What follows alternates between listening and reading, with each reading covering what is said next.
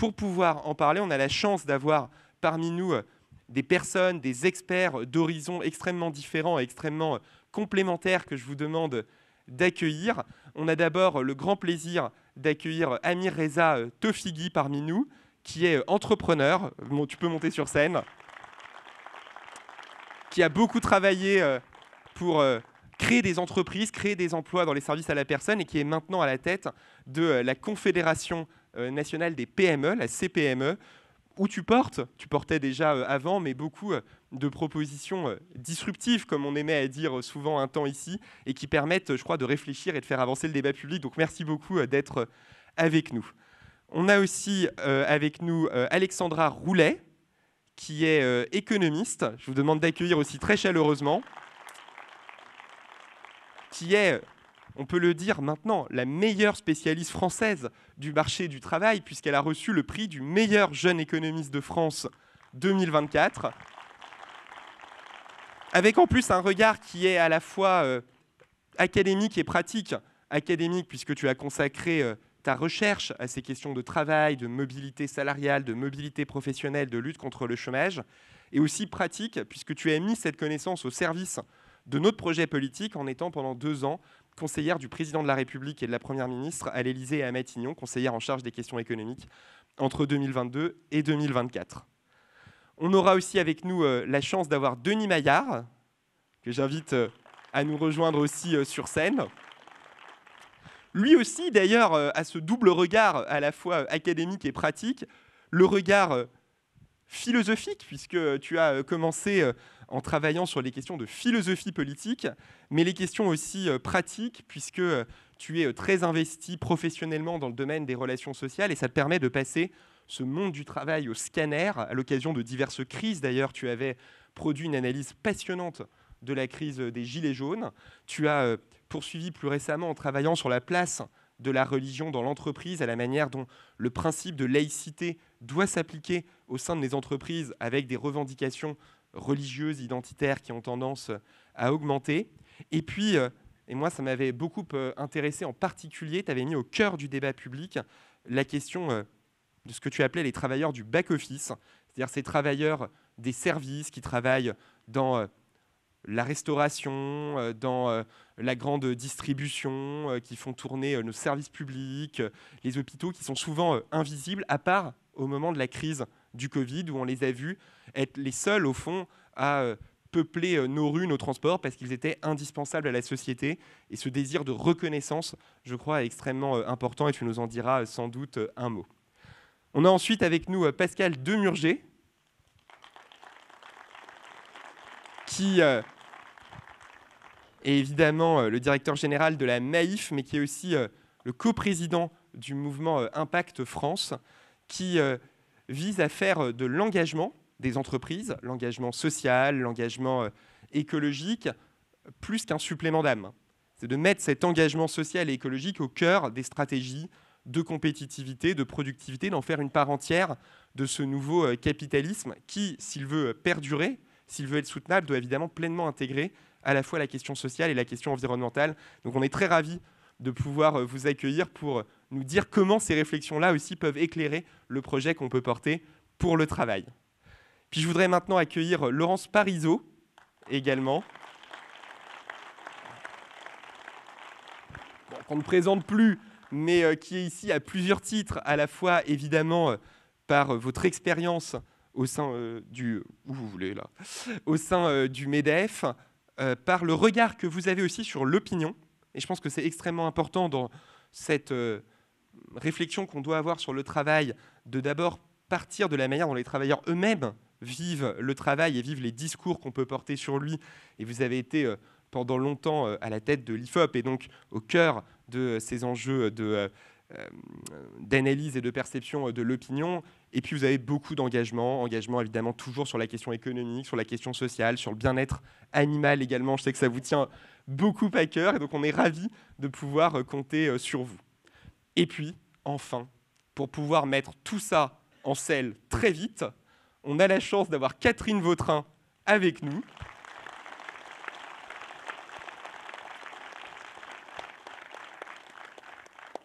puisque ce qu'on va dessiner dans cette table ronde, au fond, c'est ce qu'il va falloir faire dans les prochains mois. Donc c'est quand même ravi. Non, mets-toi au cœur, évidemment, parce que tu es à la fois la ministre du Travail et des Travailleurs. Et ce que je trouve très intéressant dans le périmètre que tu as, qui recoupe à la fois le travail, la santé, les affaires familiales, au fond, toute la protection sociale, c'est que tu embrasses à la fois les questions de travail au sens strict, ce qui se joue dans l'entreprise, mais aussi ce qui se joue autour de l'entreprise. Et quand on a ce thème de la table ronde qui est de savoir comment remettre les travailleurs au cœur du modèle social, tu as le périmètre ministériel qui permet de porter beaucoup d'actions en ce domaine. Donc merci beaucoup Catherine d'être avec nous aujourd'hui. Prie de vous asseoir quand même pour que ce soit un peu plus civilisé. Mais je voulais peut-être commencer par lancer la discussion en vous demandant à chacun d'entre vous si vous aviez au fond un combat, une priorité dont nous, en tant qu'acteurs politiques, que ce soit au gouvernement, au Parlement, comme responsables de partis politiques, comme militants de partis politiques, un combat politique, une priorité pour le travail et les travailleurs dont il faudrait que nous nous emparions, laquelle ce serait ? Vous deviez en choisir qu'une. Voilà, c'est comme ça que je lance un peu la discussion. Peut-être Pascal Demurger, si vous voulez bien commencer. Oui, merci. Alors, moi, je crois que si je n'avais qu'une seule priorité, ce serait de dire le politique doit impérativement se saisir de la question de la qualité au travail. Traditionnellement, les politiques publiques sont très centrées sur les sujets quantitatifs, hein, les sujets d'emploi, les sujets de durée également, mais qui sont éminemment des sujets quantitatifs, beaucoup moins sur la qualité. Or, je crois qu'il y a deux bonnes nouvelles en réalité. La première bonne nouvelle, c'est qu'il y a une corrélation, je vais y revenir, une corrélation positive extrêmement forte entre l'épanouissement des salariés dans l'entreprise, la performance économique des entreprises et donc de l'économie, et le recul des votes extrêmes. Et la deuxième bonne nouvelle, c'est que le politique a effectivement la possibilité d'agir sur ce sujet. Alors, cette corrélation que j'évoquais, elle est réelle et elle est forte. Malheureusement, dans un pays dans lequel la France, un rapport très récent de l'IGAS du mois de mars dernier le mettait encore en lumière, un pays dans lequel le management est finalement relativement peu avancé. Il y a peu d'autonomie, il y a peu de marge de manœuvre laissée aux salariés. Il n'y a pas énormément d'écoute, de participation. Et donc, les salariés ont souvent, dans les entreprises françaises, en tout cas par rapport à leurs homologues d'autres pays, le sentiment, au fond, d'être dans une entreprise qui reste très verticale, très hiérarchique, avec relativement peu de coopération. D'ailleurs, c'est sans doute cela qui explique que lorsqu'on interroge les salariés français par rapport à leurs homologues allemands ou anglais ou autres, leur sentiment de se sentir, d'être reconnus dans l'entreprise est infiniment plus faible. On a des 75 dans les autres pays et on est à guère plus de 50% des salariés se sentant reconnus en France. Évidemment, cette situation génère un double coût. Un coût économique que l'on peut mesurer, par exemple, tout simplement par la question de l'absentéisme. Plus de 40% d'augmentation de l'absentéisme entre 2019 et aujourd'hui. Un coût de 25 milliards d'euros pour les entreprises françaises annuellement. Et puis, ça a un coût politique. Et un chercheur, Thomas Coutreau, qui a mis en évidence, après des études statistiques extrêmement poussées, des recherches extrêmement poussées, le lien entre le sentiment finalement dans son entreprise de manquer d'autonomie, de manquer d'écoute, de manquer de considération et le comportement électoral. Et clairement, ce manque de considération, ce manque d'autonomie se traduit tout simplement par un vote RN beaucoup plus important et un peu moins fortement par un vote LFI, en tout cas un vote extrême. Et évidemment, le sujet est grave. Ça n'est pas une fatalité. À titre personnel, vous le disiez David, je dirige une entreprise de 10 000 salariés, dans laquelle on a mis en place un management qu'on appelle le management par la confiance, avec en effet plus d'autonomie, plus d'écoute. Récemment encore, on a organisé, à l'instar de la Convention citoyenne, une convention salariée sur l'intelligence artificielle. Je n'entre pas dans les détails, ça produit deux choses. Évidemment, un niveau d'épanouissement des collaborateurs qui n'a absolument rien à voir, et une performance économique de l'entreprise qui est extrêmement forte, tout simplement parce que un salarié motivé, c'est un salarié qui s'engage, et c'est un salarié qui, par ailleurs, donne le meilleur de lui-même, notamment pour ce qui nous concerne dans la relation client. Alors, la deuxième bonne nouvelle, c'est qu'effectivement, le politique peut agir. Le politique peut agir par plusieurs biais. D'abord, moi, je crois en la puissance performative, finalement, de la parole publique. On le voit un peu à contrario, d'ailleurs, en ce moment. Hein, le discours d'un Donald Trump puisqu'on parle du travail sur des sujets comme diversité et inclusion, a évidemment un impact négatif, régressif, extrêmement fort. À l'inverse, moi, je crois que si la parole publique s'empare de la question du travail, et plus en parlant, comme trop souvent à gauche, sous forme, finalement, le travail est une aliénation. Ou, à l'inverse, comme parfois à droite, le travail est un devoir sacrificiel. Mais que l'on a un discours sur le travail est d'abord la meilleure manière de se réaliser soi-même, je crois qu'on peut aussi réhabiliter la question du travail. Et puis, bien sûr, il y a des politiques publiques à mettre en œuvre. Il y a d'abord la question de l'exemplarité de l'État, que ce soit dans le management de la fonction publique, et je pense qu'il y a 2-3 choses à faire en la matière. Peut-être aussi, puisque l'on parle de considération, puisque l'on parle d'attention, peut-être aussi dans la manière d'être avec l'ensemble des citoyens, et puis des politiques publiques très concrètes sur la représentation des salariés dans l'entreprise, la manière dont ils sont entendus, dont ils participent par exemple au conseil d'administration, le développement bien sûr de l'actionnariat salarié, et puis enfin, immense sujet, et je pense que ça va être au cœur de nos échanges, immense sujet qui est la question de la valorisation, y compris financière, du travail. Le travail aujourd'hui ne permet plus à lui seul de changer de vie.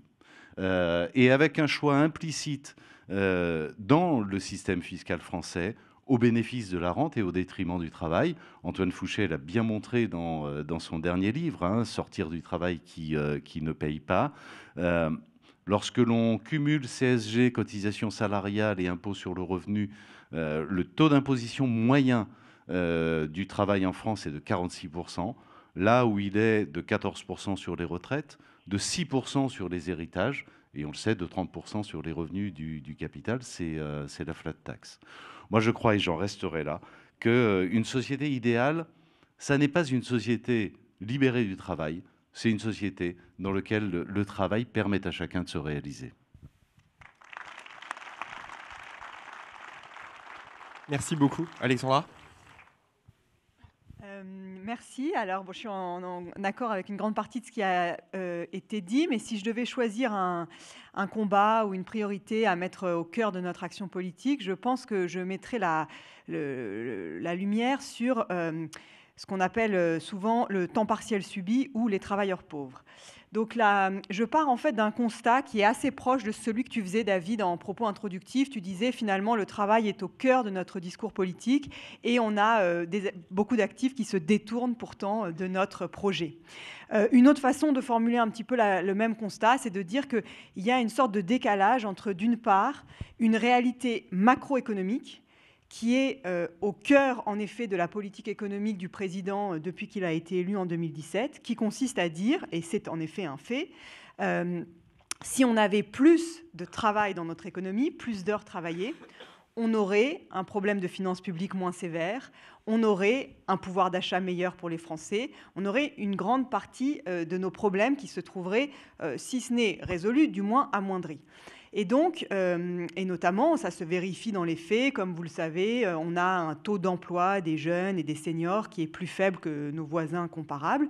Et donc, une grande partie des dispositifs jusqu'à présent ont visé à combler ces déficits de taux d'emploi, donc beaucoup de dispositifs pour les jeunes, et puis essayer de décaler l'âge des départs en retraite pour les seniors. Et cette réalité macroéconomique, elle se heurte, c'est évident, à une sorte de ressenti microéconomique qui est qu'une partie de ces réformes, notamment la réforme des retraites, suscite une vive opposition. Et donc, on a l'impression que collectivement, il faudrait qu'on travaille tous plus, mais individuellement, personne ne veut vraiment travailler plus. Alors, on pourrait être un peu prompt en besogne et généraliser en disant, voilà, c'est comme ça, les Français, ils ont une propension au loisir, ils ne veulent pas travailler plus. Je pense que c'est pas vrai. Je pense en particulier qu'il y a notamment, enfin, c'est pas je pense, c'est un fait, il y a plusieurs millions de Français qui, en fait, souhaitent travailler plus. Donc, il y a un certain nombre de personnes pour qui la réalité macroéconomique, qui voudrait qu'on travaille plus pour être collectivement tous plus riches, et le ressenti microéconomique coïncident. Donc, qui sont ces Français? Bon, évidemment, il y a les chômeurs qui souhaitent retrouver un emploi, mais y compris dans les personnes en emploi, l'INSEE, chaque année, interroge les personnes en emploi pour prendre le pouls du marché du travail et demande aux gens, première question, en moyenne, en pratique, vous travaillez combien d'heures par semaine? Pas qu'est-ce qui est sur votre contrat, etc., mais en moyenne, vous faites combien d'heures? Et puis, deuxième question, dans l'idéal, vous voudriez faire combien d'heures? Troisième question, est-ce que vous seriez disponible pour faire ces heures si ce n'est pas les mêmes que celles que vous faites en pratique? Eh bien, bon, la bonne nouvelle, c'est que 80% des Français, les heures qu'ils font et les heures qu'ils souhaiteraient dans l'idéal coïncident. Bon, c'est déjà bien. Il y a un tout petit pourcentage, 3-4%, qui voudraient travailler moins, quitte à être payés moins. Ça, c'est essentiellement des cadres dans le très haut de la distribution des revenus. Mais il y a quand même 15%, c'est pas rien 15%, c'est plus d'1 million de personnes, des personnes en emploi qui, dans l'idéal, voudraient travailler plus, et je vais même vous dire beaucoup plus, que ce qu'elles font actuellement. C'est qui? C'est beaucoup de gens qui ont un revenu mensuel faible. Donc si vous regardez dans les 10% des gens qui ont le revenu mensuel le plus faible, le revenu mensuel salarial le plus faible, dans ces gens-là, 40% voudraient travailler plus. Et quand je dis voudraient travailler plus, ce sont des gens qui, en moyenne, travaillent entre 20 et 25 heures par semaine. Donc beaucoup de gens à temps partiel. On sait que dans les gens qui gagnent le moins, il y a évidemment beaucoup de gens à temps partiel. Et ils voudraient travailler en moyenne 10 heures de plus par semaine. Donc ils travaillent entre 20 et 25, ils voudraient travailler 10 heures de plus, ça fait 50% en plus. Donc il est évident qu'il faut aider ces gens à pouvoir travailler plus, puisque d'une part, ça correspond tout à fait au projet macroéconomique, au projet politique. Par ailleurs, c'est des gens qui auraient envie de le faire et qui, à 95%, sont disponibles pour le faire. Donc, ce n'est pas qu'un sujet temps partiel subi parce que garde d'enfants, pas de frein périphérique, pas de disponibilité. Il y a des gens qui sont employables, disponibles, qui n'ont pas assez d'heures. Par exemple, on peut penser à des groupes très précis, des personnes qui font le ménage le matin, le soir, et puis rien au milieu, des personnes qui font le ramassage scolaire le matin, le soir, rien au milieu, qui pourraient entre les deux faire du transport vers l'hôpital, d'autres types de transports. Il y a des choses à... Il y a des choses à inventer pour permettre à ces personnes de travailler plus. Il y a, à mon avis, aussi... Alors, parce qu'une fois qu'on a dit ça, la question, c'est voilà, quel levier de politique publique? Je ne veux pas être trop longue, donc je ne vais pas trop m'étendre, mais il faut déjà s'assurer que les réglementations n'ont pas d'effet de bord qui favorise le temps partiel au détriment du temps plein. Je pense, par exemple, à la réforme des 35 heures. Bon, ça date d'il y a très longtemps. Elle a été en partie détricotée. Mais à l'époque... on a renchéri le coût du travail du temps plein en faisant en sorte que les gens qui passaient de 39 à 35 en étant payés 39, ils devenaient plus coûteux pour l'entreprise. Et pour les travailleurs à temps partiel, ça dépendait de ce qui était négocié au niveau des branches. Il n'y avait rien dans la loi. Et donc, en moyenne, ça a rendu plus coûteux le temps plein que le temps partiel. Bon, il y a des effets de bord comme ça auxquels il faut être vigilant. Il y a le calcul, par exemple, des seuils sociaux quand on passe à 10 ou 50 salariés. Tout ça, c'est calculé en équivalent temps plein. Donc, si, par exemple, vous avez des personnes à temps partiel, vous pouvez être réticente à les faire passer à temps plein parce que vous allez passer de l'autre côté d'un seuil type 10 ou 50 à partir duquel vous êtes soumis à tout un tas de réglementations supplémentaires. Il y a peut-être des choses à inventer là pour assouplir ça et permettre à davantage d'employeurs de passer leurs salariés qui sont dans un temps partiel subi, soit à un temps plein, soit en tout cas à faire davantage d'heures. Donc voilà, je suis en accord avec beaucoup de choses qui a été dit sur le fait que la qualité de vie au travail est important, et dans ce décalage entre la réalité macro et le ressenti micro, je pense que c'est pas parce que je dis qu'il y a des personnes qui veulent travailler plus que ce décalage n'existe pas. Il y a beaucoup de gens qui sont en effet un peu en désaccord avec ce projet politique très centré sur le fait de travailler plus parce qu'ils ont un mal-être au travail. Et donc tout ce que vous avez dit est absolument important à prendre en compte, et je pense qu'il y a beaucoup de choses à faire de ce côté-là. Mais cela étant, il ne faut pas oublier ceux pour qui souhaitent vraiment travailler plus et qui ne le peuvent pas, et les aider au maximum à pouvoir se réaliser ainsi par le travail.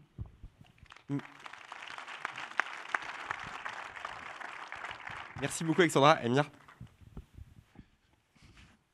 Une des questions fondamentales qu'on va devoir adresser, selon moi, c'est qui paye le modèle social.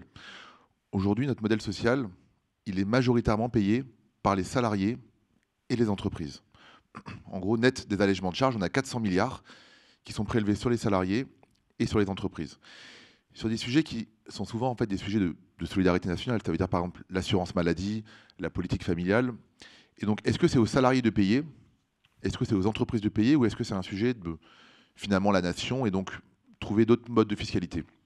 Pourquoi? Parce qu'on parle de mieux valoriser le travail, que le travail soit finalement, que les salariés gagnent plus. Donc, il y a déjà un sujet entre l'écart entre le brut et le net. On parle de permettre aux entreprises d'embaucher, donc de les encourager à embaucher. Donc là, on a un sujet entre, finalement, le salaire brut et toutes les charges patronales qui s'ajoutent. Et donc ce sujet, pour moi, il est majeur parce que, en gros, si on veut vraiment pouvoir financer notre modèle social demain, il faut arrêter de penser que c'est juste les travailleurs qui peuvent le financer. Par contre, il ne faut pas faire comme ça avait été fait en 2017, ça veut dire faire une petite bascule de CSG et sur la cotisation chômage. Il faut avoir un effet massif. Parce que, bien évidemment, quand on va perdre des recettes, on va devoir en gagner d'un autre côté. Et donc on sait très bien que créer des nouveaux impôts ou augmenter des impôts, voilà, ça va faire râler beaucoup de gens. Donc il faut que ceux qui vont gagner soient vraiment sponsors de la mesure. Et qu'il y ait une sorte de pacte national où on se dit, voilà, on a un transfert massif du travail vers d'autres modes de fiscalité. Et on sait que c'est pour que les salariés gagnent plus et pour que les entreprises puissent embaucher que je vais payer plus de TVA, de CSG ou d'autres modes de fiscalité. Mais juste pour montrer l'impact que ça va avoir. Par exemple, si on transfère 100 milliards d'euros du travail vers d'autres modes de fiscalité, un point de TVA, c'est à peu près 10 milliards. Donc même si on passe à 25 points de TVA, on n'a pas réussi à faire tout le chemin. Donc c'est pour montrer que ça va être une mesure qui va être fondamentalement très impactante pour les salariés et pour les entreprises, mais qui va avoir on va dire des conséquences qu'il va falloir assumer. Mais si on n'adresse pas ce sujet-là, je pense qu'on aura toujours ce sentiment que finalement le travail paye toujours moins, qu'on a de plus en plus de mal à recruter. Et dans une société ouverte, avec des produits importés, avec finalement aussi l'envie de réindustrialiser, on parlait tout à l'heure d'industrie, on a parlé rapidement, on a besoin d'avoir des salariés qui gagnent plus, des entreprises qui peuvent embaucher, et on va dire un modèle social qui est financé par la nation et pas que par le travail. Et c'est un des leviers pour réhabiliter le travail. Ok, d'accord. Denis. C'est à moi. Bonjour. Donc je m'étais dit, puisque la question qui nous était posée, c'est de savoir, bon, c'est qu'est-ce qu'on voudrait mettre en avant. Donc je m'étais dit, ce qu'il faut, c'est la reconnaissance, une meilleure reconnaissance, ouvrir enfin le chantier de la reconnaissance des travailleurs essentiels. Ces personnes qui, au moment des Gilets jaunes, ont dit, parce que sur les ronds-points, il y avait énormément de caristes, de transporteurs, d'aides-soignantes, d'artisans, donc des personnes qui disaient « je veux vivre dignement de mon travail ». Puis on les a vus ensuite pendant la crise Covid, puisque c'est toutes les personnes qui continuaient à aller travailler et qui disaient j'ai besoin qu'on reconnaisse l'utilité de mon travail. Et puis on les a encore vus au moment de la contestation de la réforme des retraites, puisqu'ils disaient je ne veux pas continuer à travailler 2 ans de plus dans ces conditions-là. Je ne m'exprime pas sur le fond de la loi. Je dis qu'est-ce qui a été entendu dans les manifestations. Alors voilà ce que j'allais dire. Puis en fait, il s'est déjà dit beaucoup de choses, donc je me dis je vais aller un cran plus loin. Je pense que ce dont on a besoin aujourd'hui, outre cette reconnaissance, c'est de définir, parce que ce que j'entends là me pousse à dire, il faut qu'on définisse ce qu'on entend par une société du travail. Une société du travail, c'est quoi? Alors pour moi, c'est une société où la promesse politique est celle du travail. Or, aujourd'hui, la promesse politique, quelle est-elle? Et c'est un choix collectif que l'on a fait depuis la fin des années 70, sans que personne s'assemble, comme ici, et vote. Non, c'est un choix collectif. La promesse politique, c'est la promesse de la consommation. Ce n'est pas celle du travail, c'est celle de la consommation. Et donc, à partir de là, il faut se dire, si on a une politique du travail, une société du travail, quelle est la vision du travail qu'on a? Et là, ça va rejoindre des choses qui ont déjà été dites. C'est l'idée, non pas que le travail est un fardeau ou le travail est une valeur, un devoir moral. Non, c'est le travail. Enfin, moi, je ne crois pas que le travail soit une valeur. Le travail, c'est une activité qu'on ne fait pas seul, et c'est une activité qui a de la valeur, qui crée de la valeur, et dans lesquelles les personnes qui travaillent, si vous travaillez, j'imagine que vous vous reconnaissez là-dedans, vous investissez vos valeurs personnelles. Et la vision qu'on a aujourd'hui dans cette société de la consommation et non pas du travail, c'est précisément tout ce qui est intéressant, c'est le temps libre. C'est le temps libéré, alors du sommeil, du transport pour aller au travail et du travail lui-même. Et là, les chiffres sont assez parlants. Vous avez au début du XXe siècle à peu près 700 000 heures de vie, 500 000 heures de vie. Et sur ces 500 000 heures de vie, vous en accordiez à peu près 200 000 au travail. Aujourd'hui, on a 700 000 heures de vie. Donc là, on passe une heure ensemble, c'est sur ce stock de 700 000 heures. Vous prenez sur votre stock de 700 000, vous prenez une heure pour venir nous écouter, ce qui est très agréable. Mais dites-vous ça, dans votre stock, vous prenez une heure sur ces 700 000. Et sur ces 700 000 heures, on n'accorde plus que 100 000 au travail. Et donc d'un seul coup, le temps libéré du travail, il est beaucoup plus important. Et donc d'un seul coup, ce temps libre, c'est un temps de consommation. Et alors, j'en arrive là, parce que j'en reviens à mes travailleurs essentiels, parce que en fait, il faut bien avoir à l'esprit cette question-là. Une société du travail, c'est une société où tout le monde travaille. Parce qu'aujourd'hui, on a, et c'est là où on va avoir, non pas un désaccord, mais une discussion sur le modèle social. C'est que aujourd'hui, effectivement, le modèle social repose sur le travail, mais c'est normal, dans une société du travail, c'est normal que le modèle social repose sur le travail. Toute la question, c'est de savoir sur qui il repose. En fait, sur peu de personnes qui travaillent. Les jeunes rentrent plus tardivement sur le marché du travail, sont des actifs plus tardifs, et puis il y a un chantier actuellement, le ministère du Travail se mobilise là bientôt sur la question de l'emploi des seniors. On sort de l'emploi beaucoup plus rapidement. Et donc finalement, vous avez une petite catégorie de personnes sur qui repose absolument tout. Et ça, c'est pas normal. Et une société du travail, c'est précisément une société qui fera en sorte qu'on travaille beaucoup plus tôt. Alors pas, il faut sortir des études et aller à l'usine. C'est pas ce que je dis. C'est un entremêlement entre travail et études, et puis essayer de, je crois, travailler le plus longtemps possible. Mais ça suppose une société du travail que l'on regarde, et là, Pascal l'a très bien dit, une société où le travail soit soutenable. Et quand les manifestations contre la réforme des retraites, il y avait beaucoup de monde dans la rue, mais ce qu'on entendait quand on discutait avec les gens, c'était de dire, c'est les conditions de travail, c'est l'ici et maintenant qui ne va pas. Et donc, 2 ans de plus dans ces conditions, je ne le fais pas. Et donc, si on veut aussi que tout le monde travaille plus longtemps, c'est les conditions de travail, c'est-à-dire la qualité du travail, la qualité de la vie au travail, la qualité des produits et des services issus du travail, c'est ça qu'il faut améliorer. Et notamment, ça passe par le management.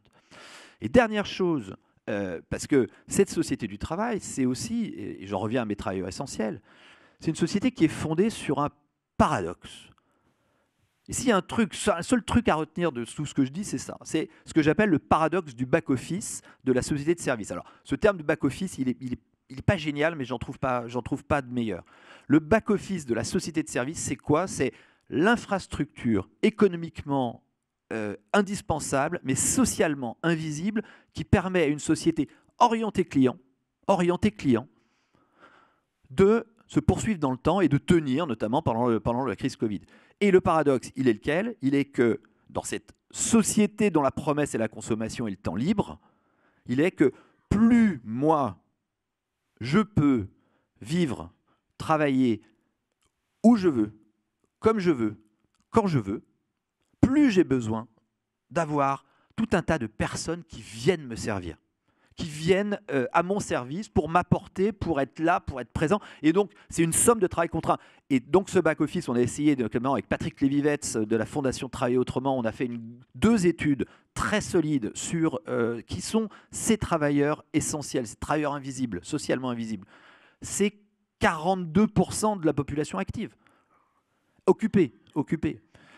Et donc, c'est ça qu'il faut avoir à l'esprit. Donc, une société du travail, il faut, si on veut définir ce qu'est une société du travail, il faut reprendre tous les mécanismes et les remettre un peu sur leur pied. Voilà, je m'arrête là pour ouvrir le débat. Et puis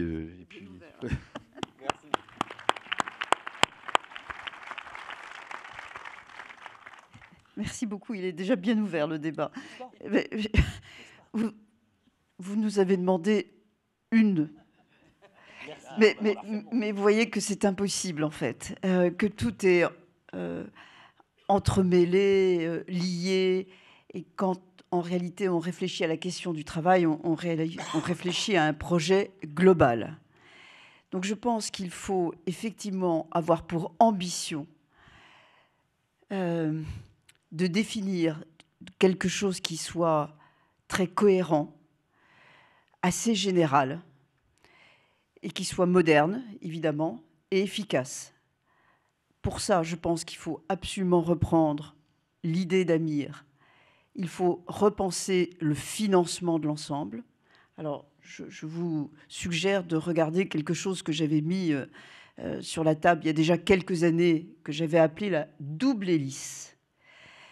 La double hélice, ça veut dire qu'il faut penser le financement de la protection sociale d'une manière telle que l'intérêt du salarié rencontre aussi l'intérêt de l'employeur.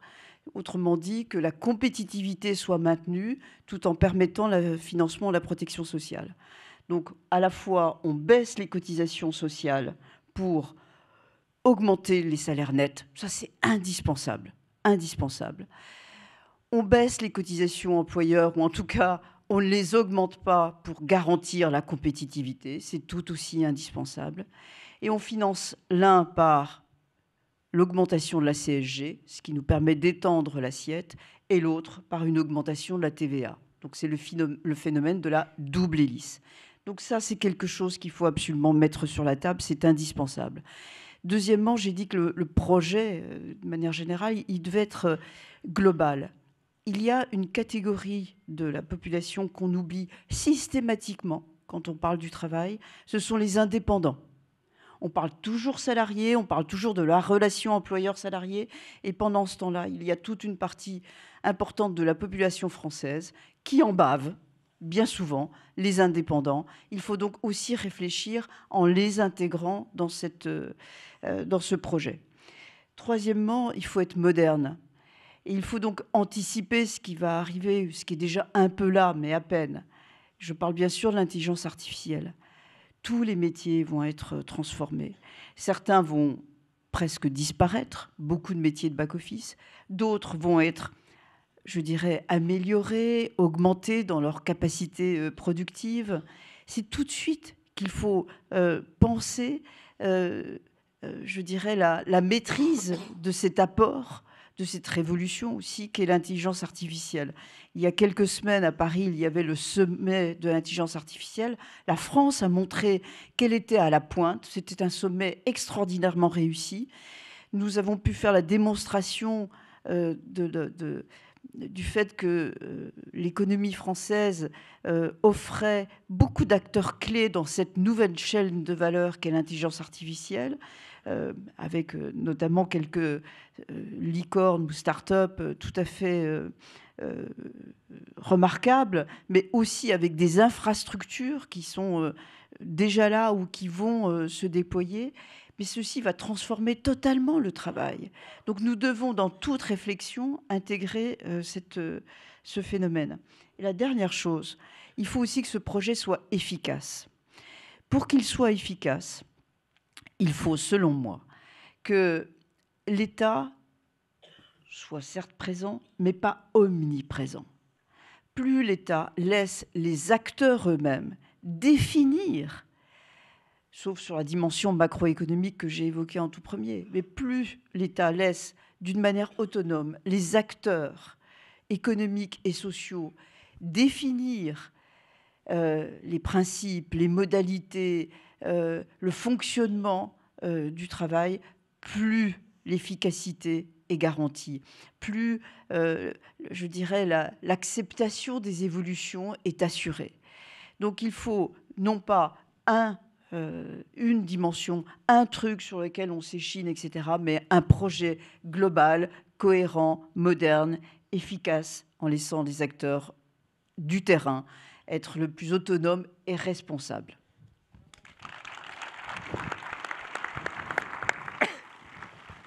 Merci beaucoup. Bon, comme vous êtes 5, qu'on avait dit une priorité, qu'on en a déjà une vingtaine, on voit que la tâche est à la fois exaltante et redoutable. Un projet global, c'est une priorité. Bien sûr.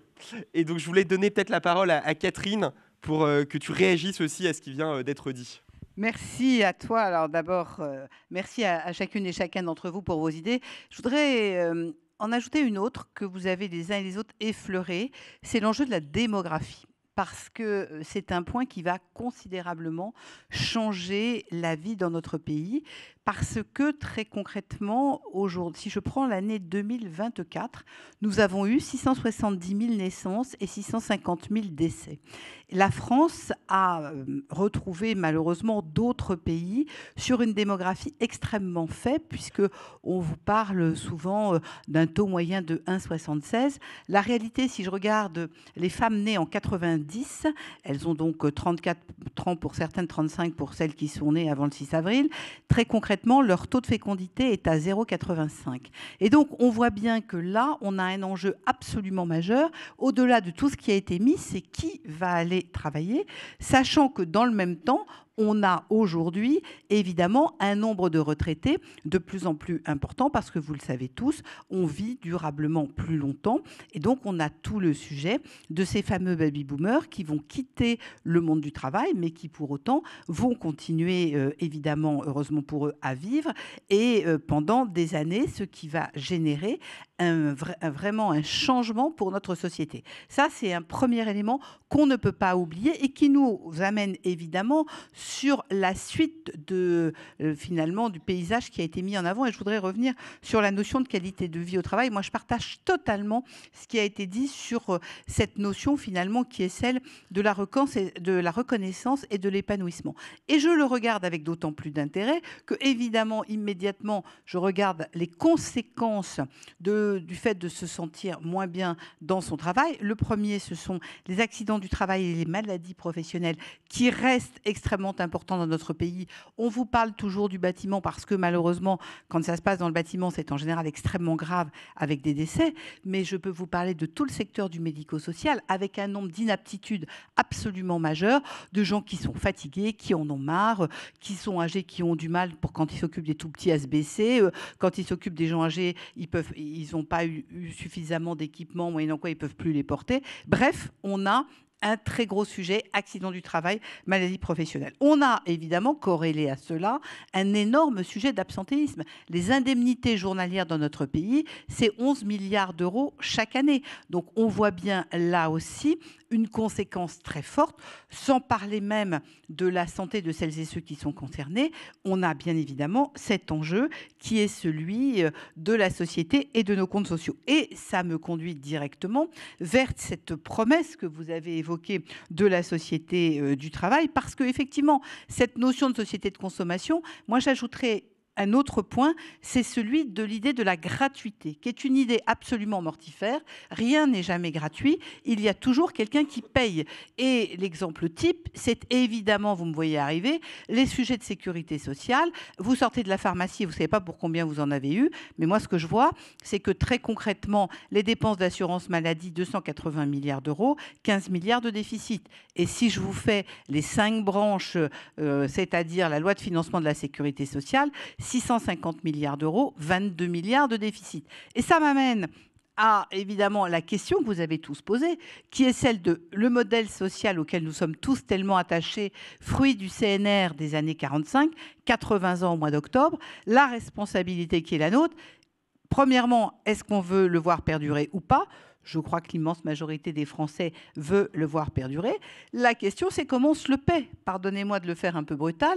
Vous avez entendu les commentaires sur le poids du modèle social sur le travail, et tout le sujet du travail qui ne paie pas assez, il est en grande partie lié aux charges qui pèsent sur les salariés comme les charges qui pèsent sur les employeurs. À partir de là, grande idée, je salue mon collègue et ami Marc Ferrach qui depuis des années porte notamment une des idées qui serait de sortir du travail, je parle sous ton contrôle Marc, de sortir du travail ce qui n'est pas directement lié au travail. Je prends un seul exemple, la politique familiale, mais on pourrait même se poser la question de la maladie qui n'est pas directement liée au travail, par opposition aux retraites par exemple, qui là, ou des accidents du travail qui eux sont tout à fait liés à cela. La question derrière, évidemment, c'est comment fait-on pour financer ce qu'on ne ferait plus payer par le travail à un moment où en plus le nombre notamment d'inactifs, et là je parle des retraités, est extrêmement important, avec derrière une des questions qui se posent, parce que quand on évoque, certains d'entre vous ont évoqué, et Laurence l'a très bien dit avec sa double hélice, TVA d'un côté, social d'un côté, CSG de l'autre, la CSG touche tout le monde en fonction des revenus. De la même manière, la TVA sociale toucherait tout le monde. Ce qu'il faut savoir, et c'est une particularité française, c'est que autant la France est très douée en matière de taxes, autant en matière de TVA, nous avons un des taux les plus faibles d'Europe. On recevait cette semaine, par exemple, Leur Majesté Roi et Reine du Danemark. Le Danemark a un taux de TVA, c'est le plus élevé d'Europe, pour donner un exemple. Donc vous le voyez, concrètement, la question qu'on va se poser, et c'est là où la notion de cohésion sociale et la notion de faire société va être majeure, c'est le modèle social, stop ou encore, et si effectivement il y a cette unanimité de garder le modèle social, qu'est-ce qu'on nous sommes prêts chacun individuellement à faire pour le garder? Ça passe par une stratégie de formation qui dépend de chacun d'entre nous. On est tous responsables de notre propre santé. Ça s'appelle le dépistage, ça s'appelle la vaccination, ça s'appelle le mode de vie. Bref, vous voyez à quoi je veux faire allusion. Le deuxième, c'est qu'est-ce que le travail peut encore porter? Qui travaille?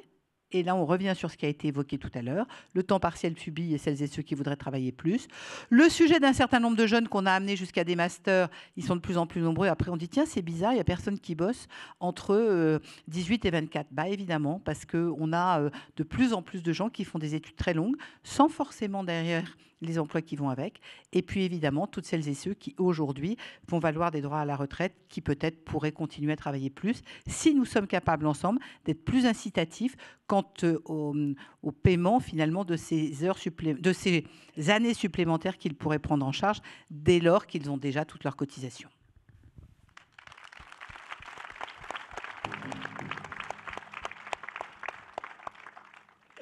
Merci beaucoup. Pour relancer un peu le dialogue, il y a évidemment ce grand objet qui est la réforme fiscale. On comprend bien, beaucoup d'ailleurs d'entre vous y ont fait allusion. La difficulté, chacun le sait, c'est de trouver l'assiette de substitution, puisque tout le monde est d'accord pour dire, si je puis dire, peut-être pas, d'ailleurs on aura le débat, mais il y a beaucoup de gens qui pensent qu'il faut effectivement baisser les contributions sur le travail parce que ce n'est pas soutenable économiquement, socialement, démographiquement. Ce que Catherine, tu disais très bien, Ensuite, il y a la question de savoir, est-ce qu'on arrive à rendre acceptable une hausse de TVA, de CSG? On avait vu en 2017 où il y avait eu petite évolution en la matière avec la baisse des cotisations salariales et la hausse des CSG, qu'on a vu beaucoup de difficultés politiques à le faire, puisqu'on a vu une mobilisation très forte des retraités sur la hausse de la CSG, et à l'inverse, un soutien très faible des salariés. Première hypothèse, d'ailleurs peut-être qu'on n'est pas allé assez loin et que du coup la perte était visible par les retraités et le gain n'était pas visible par les salariés. Mais j'étais preneur peut-être d'avoir une première réaction, peut-être de Denis aussi, sur cette question-là d'évolution du financement de la protection sociale. Tu semblais dire qu'il y avait une tension entre l'idée que le travail est au cœur et qu'il n'est plus le principal contributeur ou le seul contributeur au financement de la protection sociale. Donc j'avais envie de pouvoir t'entendre aussi dessus. Oui, alors moi je ne suis pas économiste et je ne vais pas me faire économiste le temps d'une prise de parole. Non, j'ai juste un malaise par rapport à ça, qui est que je vois bien qu'effectivement, conjoncturellement, pour le moment, c'est, comme je le disais tout à l'heure, on est tous d'accord, comme la protection sociale repose essentiellement sur le travail, et que finalement il y a peu de monde qui travaille, enfin peu de monde, enfin on pourrait être plus nombreux à travailler, on est dans cette contradiction-là qui fait que naturellement, alors pour le dire avec des grands mots, il faudrait passer d'un système allemand, enfin Bismarck, vers un système anglais qui soit financé plus par l'impôt ou par d'autres systèmes qui ne soient pas forcément l'impôt direct, mais d'autres éléments. Le problème, c'est que je crois, il est philosophique. C'est-à-dire que si on veut cette société du travail, je pense que le modèle social doit être attaché à ceux qui travaillent. C'est-à-dire qu'il faut encourager ça. C'est le modèle sur lequel on repose depuis la fin de la guerre. Je crois que ce n'est pas un mauvais modèle. Il n'est peut-être pas soutenable complètement, donc il faut l'aménager. Ça, c'est mon premier point. Deuxième point, il me semble que, et ça va rejoindre les questions démographiques, parce que en fait, elles sont au cœur, vous avez entièrement raison, elles sont au cœur de ces questions de travail, ces questions démographiques. Alors tout à l'heure, j'ai fait mon numéro sur les 500 000 heures, les 700 000 heures, mais il faut les avoir en tête. L'idée, me semble-t-il, alors on est à beaucoup plus long terme, c'est de pouvoir faire une sorte de nouveau contrat social autour des temps de vie. C'est-à-dire que, quelque part, si j'avais une mesure, c'est que Madame Vautrin, dans son intitulé de ministère, le ministère du Travail, et des temps de vie, parce que je crois que c'est complètement lié, qu'on puisse penser ces questions-là pour qu'on puisse travailler plus tôt, enfin entrer dans le travail plus tôt, pas forcément, il faut aussi étudier, et puis finir beaucoup plus tard, mais en aménageant des phases de vie, des temps de vie, et ça c'est extrêmement important. Et donc, déverrouiller la question du temps de travail, la lier à la question de la qualité de vie au travail et repenser les temps de vie. Alexandra, je voulais aussi te donner la parole sur cette question-là. Et d'ailleurs, aussi pour compléter la question, comment tu vois la double hélice qui nous a été présentée? Parce qu'il y a le débat sur l'assiette de substitution au salaire, et puis ensuite il y a un autre débat qui est de savoir si, dans ce qu'il faut baisser, c'est plutôt les charges salariales, les charges patronales, les deux. C'était le principe de la double hélice. Et j'étais aussi preneur d'avoir ton regard d'économiste dessus. Non, le premier point que je voulais faire, juste, c'est peut-être pour réconcilier en fait les deux points de vue qui nous ont été exposés, c'est que je pense que ce que vous dites, quand vous dites quelque part le modèle social devrait reposer sur le travail, il y a une distinction entre, et c'est peut-être un peu technique, mais en fait c'est plus philosophique que ça, justement les cotisations contributives et non contributives. C'est-à-dire que les cotisations sociales, il y en a certaines qui financent l'assurance chômage, la retraite. Je comprends sur ces deux sujets exactement ce que vous dites. C'est du salaire différé, donc c'est normal que ça soit assis sur le travail quelque part. Mais quand il est question de financer la famille, la santé, c'est pour moi un peu différent. Je fais une distinction là, ça paraît moins normal que ça repose exclusivement sur le travail. Donc je trouve que cette distinction qui peut paraître un peu technique, je ne vous vois pas tout à fait convaincu, mais oui, ouais. D'accord, ok. Parce que pour moi, ça fait une différence sur le modèle assurantiel versus des choses comme la santé ou la famille, où c'est beaucoup moins, où ça me paraît moins justifié. Sur la double hélice, alors, enfin, sur les cotisations sociales, patronales, salariales.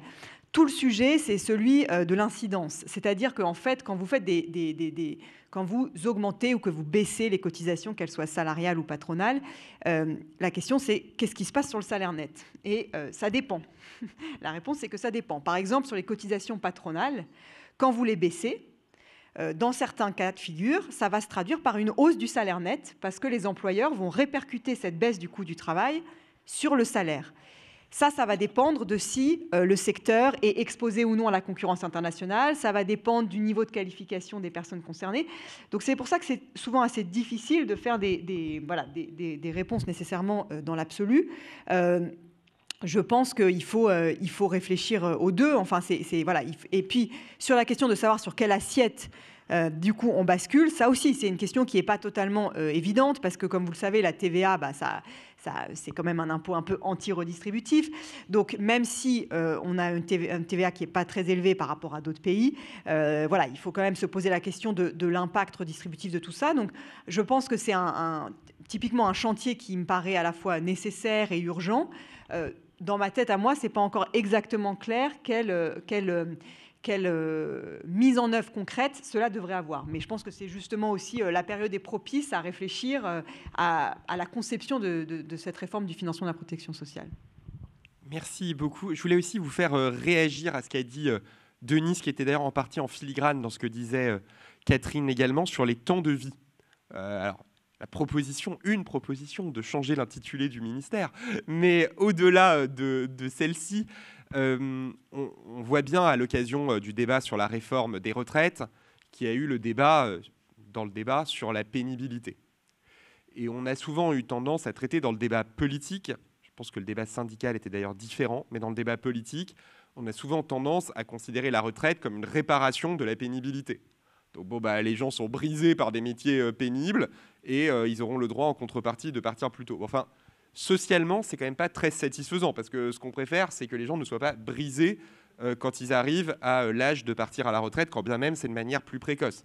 Donc ce qu'on souhaite pouvoir imaginer, c'est évidemment un système où des gens qui ont des métiers difficiles, évidemment, il faut lutter contre la difficulté des conditions de travail, mais il y a des métiers qui sont intrinsèquement difficiles parce qu'ils sont très physiques, etc., que ces personnes-là puissent aussi, sans doute, quand il est encore temps, avant précisément que leur corps ne soit usé, pouvoir se reconvertir et faire des travaux qui sont moins pénibles. C'est le cas évidemment aussi de tout le débat sur la mobilité professionnelle, la mobilité sociale, des personnes qui n'ont pas commencé en faisant des études très importantes et qui peuvent ensuite avoir besoin d'une seconde chance, d'une troisième chance pour pouvoir rebondir, évoluer. On traîne beaucoup autour de ça. On a eu le débat sur la réforme de la formation professionnelle pendant le premier mandat du président. On a le débat qui existe aujourd'hui sur le compte épargne-temps universel. Mais j'étais preneur de vous faire réagir là-dessus. Comment est-ce qu'on peut avancer sur cette question-là, de pouvoir réfléchir à des rebonds dans la vie professionnelle, à cette modulation des temps de vie dont parlait Denis. Alors, je ne sais pas qui veut se lancer. Amir. L'exercice est un peu dur parce qu'en fait, comme il y a plusieurs personnes qui interviennent à chaque fois sur plein de sujets, on a aussi envie de leur répondre. Donc je vais quand même prendre 2-3 minutes pour répondre aux différents points et je prendrai quand même la réponse. Le premier, parce que c'est vrai que j'ai entendu parler de conditions de travail, je suis entièrement d'accord, mais il faut quand même se poser la question du paradoxe entre le fait qu'on a un pays où on dit en gros que les conditions de travail ou le management est pas forcément au niveau et où l'État se mêle le plus de ça. Et la réponse semble être de dire il faut que l'État s'en mêle encore plus. Alors que si on regarde bien, c'est justement ce qui se passe aujourd'hui, c'est que on a fait ce que moi j'appelle du micromanagement. C'est-à-dire que l'État est venu et a dit voilà ce qu'il faut faire, voilà comment il faut le faire, et en plus je vais m'assurer que tu le fais, et je vais même venir te pénaliser si tu le fais pas, et puis je vais te dire que en fait c'est pas comme ça, mais c'est comme ça. Et pour moi c'est le plus gros paradoxe de la France en fait, c'est que si on veut que les choses se passent mieux, il faut responsabiliser les acteurs au lieu de en permanence de leur dire ce qu'ils doivent faire. C'est le même sujet sur l'écologie. Sur l'écologie, en fait, au lieu de dire aux acteurs, par exemple, voilà, on a besoin de baisser de 20% les émissions de gaz à effet de serre, vous nous faites le plan. Nous, on s'en mêle pas. Par contre, on viendra vérifier que vous avez réussi.